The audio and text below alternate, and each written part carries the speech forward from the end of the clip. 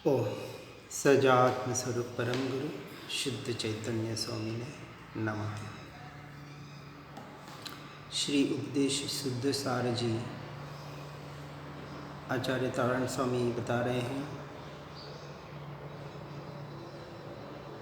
प्रश्न किया है कि संसार परिभ्रमण से छूटने के लिए तो संसार संयोग पाप विषय कषाय परिग्रह आदि छोड़ना पड़ेगा, व्रत नियम संयम धारण करना पड़ेगा और साधु होंगे तभी मुक्त हो सकते हैं। मात्र विचार करने से क्या होगा? तो समाधान में कहते हैं,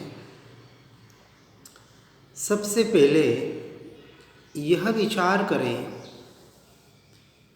कि मुझे कहाँ जाना है, क्या होना है, मैं कौन हूँ, कहाँ से हूँ, क्यों हूँ। और जब तक इस बात का विचार निर्णय नहीं होगा तो बाहर से यह छोड़ने करने से भी क्या फ़ायदा। जब तक स्वयं की समझ ही नहीं है मैं कौन हूँ,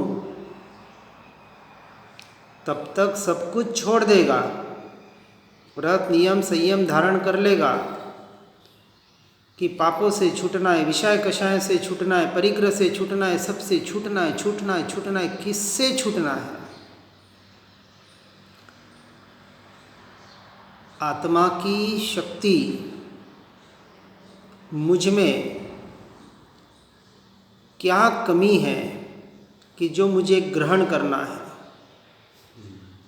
और आज दिन तक मुझसे क्या गया। कुछ जाए तो कुछ ग्रहण करो, न कुछ त्याग हुआ है और न मैं कुछ ग्रहण कर सकता हूँ। व्यवहार की अपेक्षा से जब देखा जाए, जो एक त्यागोपादान शून्यत्व शक्ति आत्मा की बताई, कुछ ग्रहण करने की और त्याग करने की आत्मा की शक्ति ही नहीं है, और उसको उसकी जरूरत भी नहीं है। क्योंकि परिपूर्ण अभेद अखंड त्रिकाणी ध्रुव तत्व जैसा का तैसा, ऐसा अनादि अनंत तत्व मैं हूँ। और फिर मैं विचार करूँ कि मुझसे क्या गया और मुझे क्या त्याग करना है और क्या ग्रहण करना है, तो हंसी आती है। अब कोई आप बस में जाएं, कहीं जाएं, और आपको पूछा जाए कि कहाँ जाना है, आप कहेंगे मुझे पता नहीं। और या फिर आपको जाना है दिल्ली और आप बैठे मुंबई के बस में, दोनों भ्रांति वाले, कहीं न कहीं भटकने वाले हैं। एक को पता नहीं मुझे कहाँ जाना है, और एक को पता है कि मुझे कहाँ जाना है, लेकिन बैठा है उल्टी दिशा वाली बस में।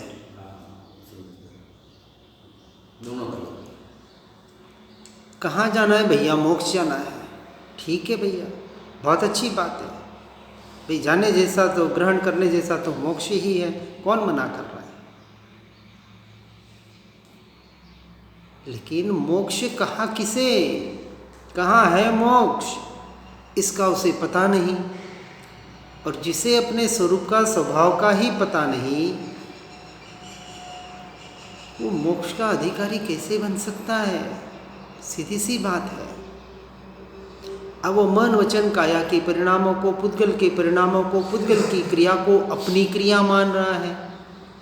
पुद्गल की क्रिया से संवर और निर्जरा और मोक्ष का मार्ग मान रहा है।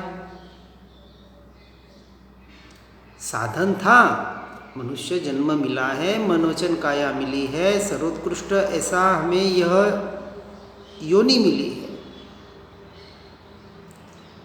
जिसके लिए देवता भी तरसते हैं इस मनुष्य पर्याय के लिए, क्योंकि मनुष्य पर्याय ही मोक्ष में जाने का साधन है, अन्यथा है ही नहीं।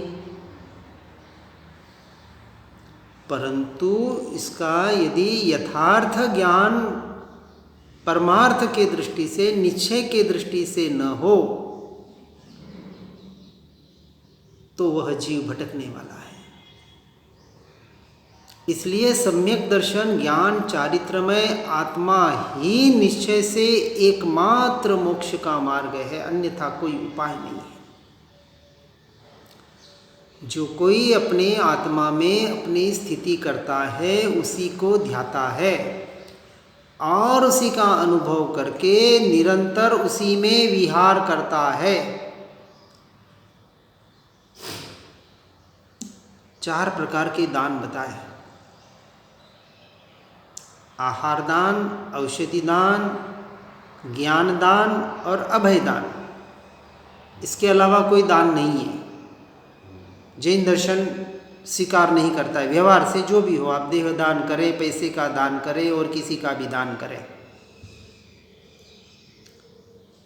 धर्म क्षेत्र व्यवहार भी एक ही कहता है 4 प्रकार के दान: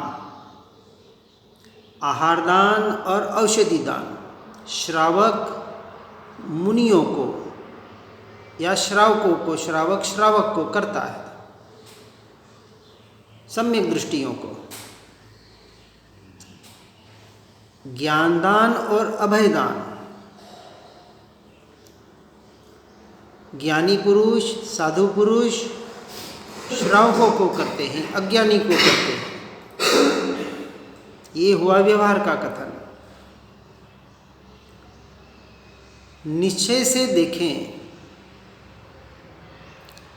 तो अपनी आत्मा को आत्मा में रहने के लिए, अर्थात अपनी आत्मा को टिकाने के लिए, आत्मा की दृष्टि को दृढ़ करने के लिए जो इस पुद्गल के पिंड को, इस शरीर को दान दिया जा रहा है, दान दे रहे कि नहीं आप? इसके भीतर डाल रहे हैं, ये आहार दान। तो कितना देना है? जितनी जरूरत है उतना। हम जरूरत से ज़्यादा डाले जाने, और बहुतों ने तो इसे कचरे की पेटी बना रखा है। औषधि दान, यदि यदा कदा कर्म के उदय से, असाता वेदनीय जो भी कहें आप, उदय से कोई शरीर में विपरीतता आई, रोग आया, तो उसे औषधि रूप दान भले दे, लेकिन वो औषधि कैसे होनी चाहिए? जिसे प्रासुक कहा, अभक्ष रूपी कहा। सम्यक दृष्टि जीव, ये चारित्र का विषय है, समझना बराबर बात को। जैसे जैसे सम्यक दृष्टि जीव अपने जीवन को आगे बढ़ाता है, ये 5वें गुण स्थान की बात चल रही है अपेक्षा से, और व्यवहार की अपेक्षा से चौथे के पहले की बात है, यानी अज्ञानी और मिथ्यात्वी जो व्यवहार से बाहर का दान करता है, आहार, औषधि, अभय जो भी करता है। निश्चय के दृष्टि से सम्यक दृष्टि अपने शरीर को जितना टिकाना है, जितनी औषधि प्रासुक हो तो देता है, चाहे न भी देता है। यदि दृढ़ता है तो वो भी नहीं देता है, उसकी भी जरूरत नहीं है। अब अभय दान, तीसरा दान, निश्चय की अपेक्षा से बात चल रही है हमारी, समझना बराबर। अपने जीव को अभय दान देता है। जो निर्भय हो गया, अभय का मतलब क्या? सिर्फ जीवों को बचाने का नाम अभयदान नहीं है। इस जीव को आज दिन तक बचाने का कितना प्रयास किया, अपने स्वयं के जीव को किससे बचाना था? इस जन्म मरण रूपी चक्र व्यूह से बचाना था, इन कर्मों के बंधनों से बचाना था। इसको अभयदान कितना दिया? पाप से कितने हटे, पुण्य से कितने हटे, अपने स्वरूप में कितने लीन हुए। और इस अभयदान के लिए उसके पहले जो ज्ञान दान इसे देना था, तो ज्ञान दान 2 प्रकार का, एक क्षेपशम ज्ञान, बाहर जो हम पढ़ रहे, सुन रहे, समझ रहे हैं, तो बाहर के ज्ञान को, जानकारी को, सम्यक जानकारी को, यथार्थ परमार्थ दृष्टि से जानकारी को, ज्ञान को प्राप्त करके, सम्यक दर्शन की प्राप्ति करके, फिर जो ज्ञान स्वभाव का आश्रय लेकर सम्यक दर्शन, सम्यक ज्ञान सहित अपने सम्यक चारित्र रूप अपनी आत्मा में, अपने स्वरूप में, अपने स्वभाव में लीन होना था, ये लीनता सबसे बड़ा अभयदान है। ये ज्ञान दान से अभयदान। अब बताए किसको कितना दान किया और किसको कितना दान करना है।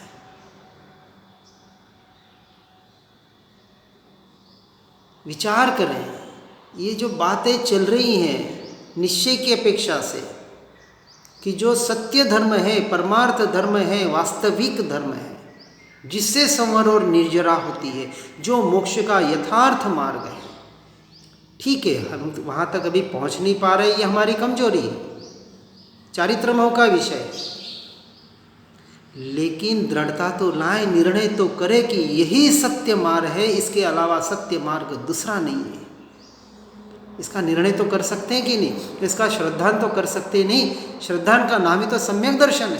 पहले श्रद्धान तो करें, और जैसा श्रद्धान होगा उस रूप ऑटोमेटिक आचरण चर्या आएगी ही आएगी, होगी ही होगी। वो विपरीतता में नहीं जाएगा, वो विपरीतता वालों को मानेगा भी नहीं। सम्यक दर्शन का ये रिजल्ट है। इसलिए यहाँ बता रहा है, सम्यक दर्शन ज्ञान चारित्र में आत्मा कैसा होता है। मोक्ष का मार्ग वास्तविक क्या है हमें पता ही नहीं है, और पता है तो उस अनुरूप हम अपने जीवन को परिणमित परिवर्तित नहीं कर पा रहे हैं। ये सबसे बड़ी हमारी कमजोरी है। इसलिए कहा कि ऐसा जीव अपनी स्थिति अपने से अपने में करता है, अपने को ही ध्याता है, अपना ही अनुभव करता है और निरंतर अपने में ही विहार करता है। ये आहार विहार निहार अब कहाँ करना, ये बाहर की कोई बात नहीं है इसमें। और अपने आत्मा के सिवाय अन्य आत्माओं को भी,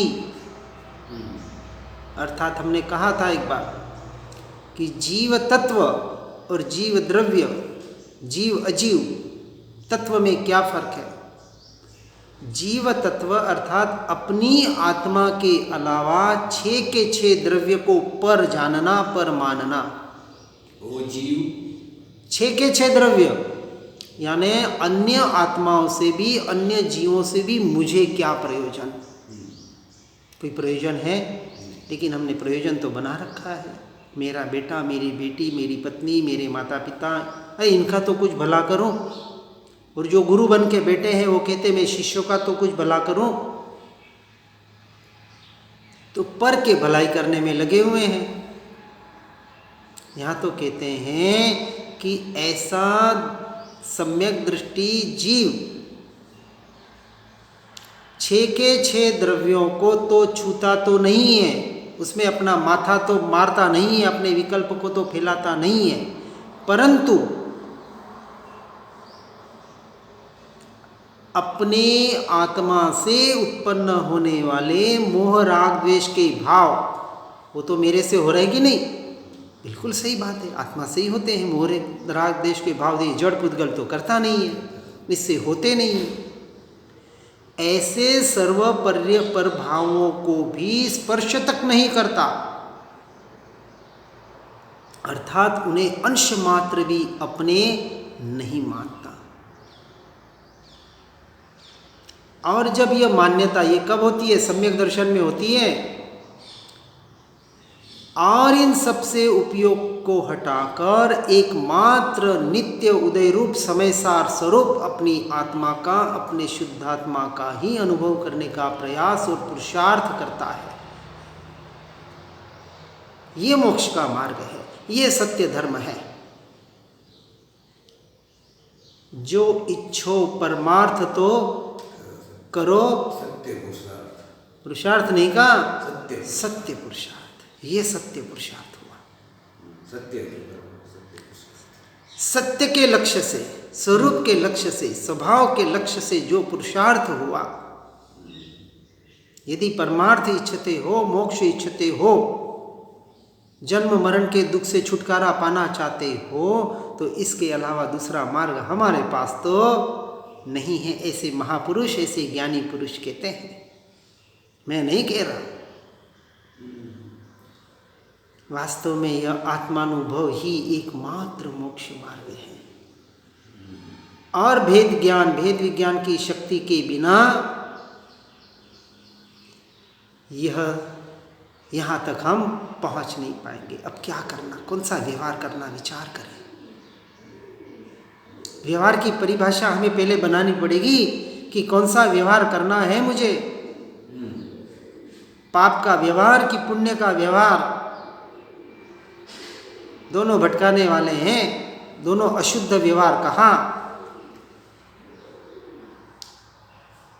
इसलिए भेद विज्ञान की शक्ति से अपने आत्मा के साथ जिन जिन का संयोग वियोग आदि हो रहा है, उन सबको अपनी आत्मा से भिन्न देखकर, जानकर, मानकर, विचार कर उनका मोह छोड़ देना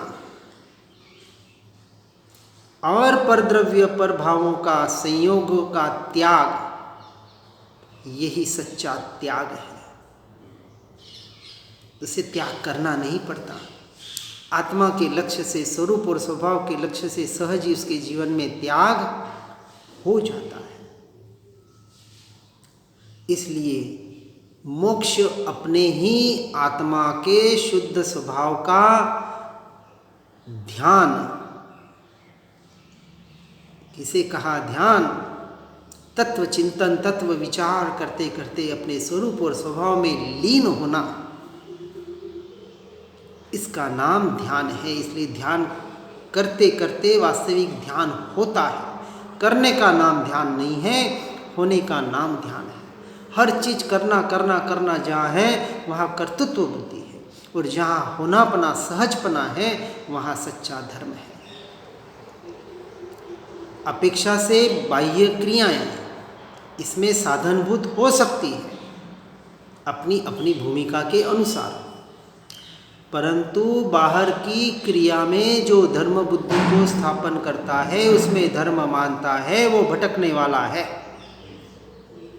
धर्म बुद्धि नहीं, उससे हो रहा है, कर रहा है, अभी कमजोरी है, अभी स्थिर नहीं हो पा रहा है, तो किसी का आलम्बन ले रहा है, कोई बात नहीं, प्रारंभिक अवस्था में, लेकिन उसे हेय मानते हुए उस व्यवहार को करता है। व्यवहार को उपादेय बिल्कुल नहीं कहा है, 100% हेय कहा है, परंतु अपने स्वरूप और स्वभाव में लीन नहीं हो पा रहे हैं, तो इस प्रकार के साधनों का सहारा हमें लेना चाहिए। लेते हैं, भावलिंगी मुनि भी लेते हैं, तो अपनी अपनी भूमिका के अनुसार होता है। इसलिए सभी प्रकार के संयोगों से, कौन से, सभी प्रकार के संयोगों से और सभी प्रकार के बंधनों से छूट जाना। बाहर के संयोगों से तो छूटना, सभी बंधनों से छूट जाना।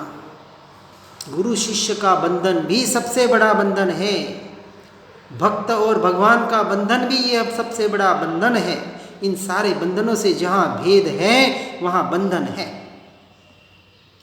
यहाँ तो भक्त से भगवान बनने का मार्ग है, भक्त बनकर भगवान की पूजा करते रहने का मार्ग नहीं है।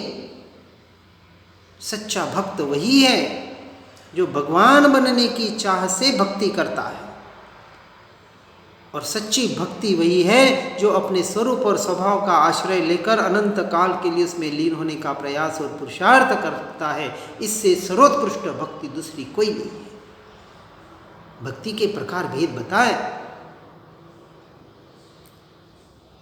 और ऐसी समझदारी, यही समझ सम्यक ज्ञान पूर्वक होती है, सम्यक दर्शन पूर्वक होती है। इसलिए इस संसार का जो परम बीज, ऐसा जो मिथ्या दर्शन है, ऐसे मिथ्या दर्शन का त्याग सम्यक दर्शन के लक्ष्य से होना, यही एकमात्र मोक्ष मार्ग का साधन है और स्वरूप है।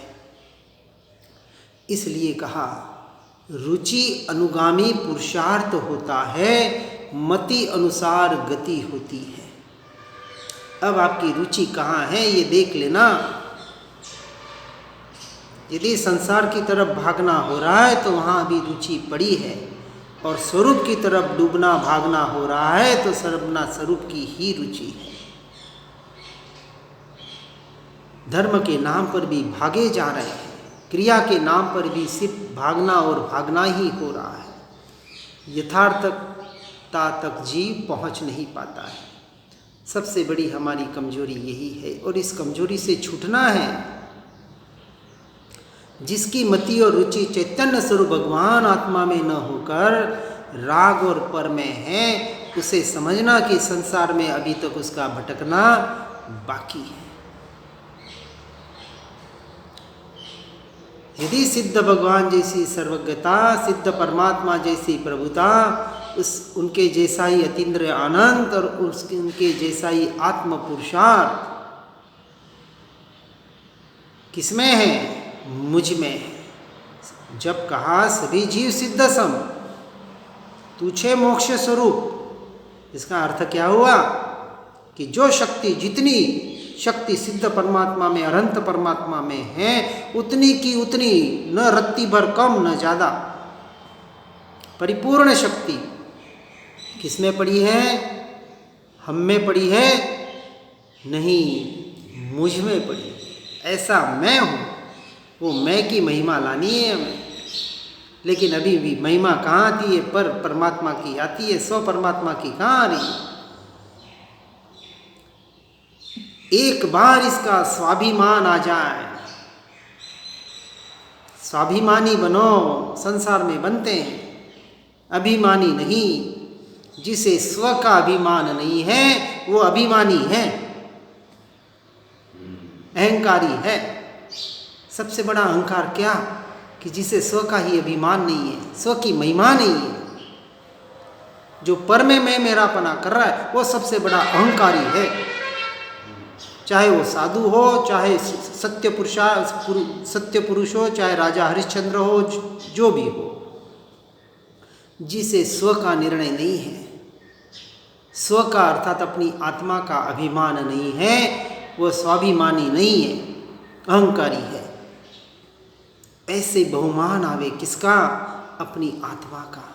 ऐसे परमात्मा स्वरूप ज्ञानानंद शक्ति से भरपूर ऐसा उमंग, ऐसा उत्साह भीतर आवे।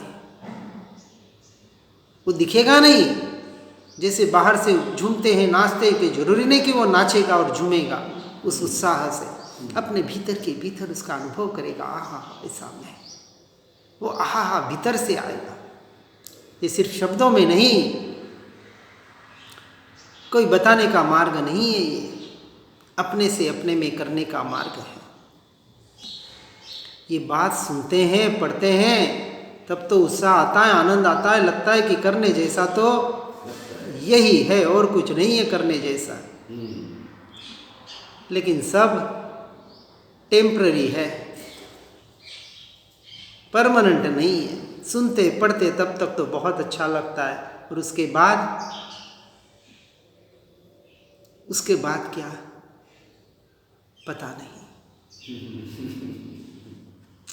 इसलिए हमें टेम्पररी नहीं, कौन सा काम करना है? परमानेंट काम करना है।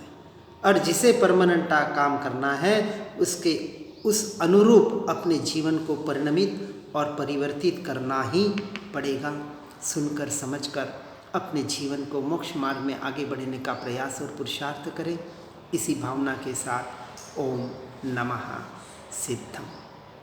जिन वाणी के ज्ञान से हो सम्यक श्रद्धा, हो चारित्र महान और पाऊं पद निर्वाण।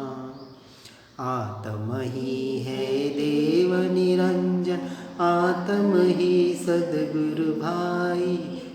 आत्म शास्त्र धर्म आत्म ही तीर्थ आत्म ही सुखदाई। आत्म मन नहीं है रत्नत्रय पूरित अवगाहन सुखधाम। ऐसे देव शास्त्र सद्गुरु को धर्म तीर्थ को सतत प्रणाम।